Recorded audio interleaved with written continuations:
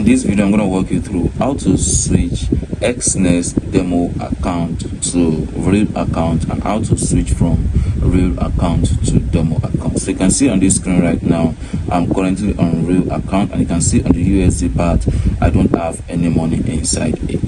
So if I want to switch for that, I'm going to click on the real option or click on this drop down arrow right here on the tag ID.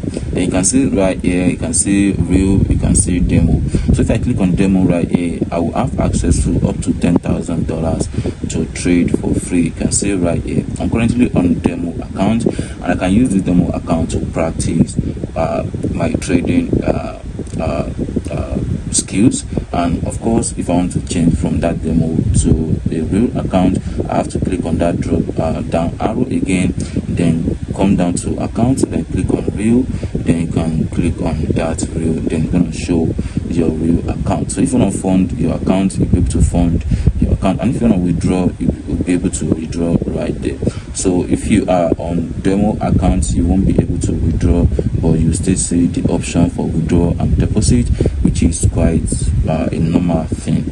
So, and you can also see the details of the account. So whether you've started trading with that demo account or not, you'll be able to see everything right there.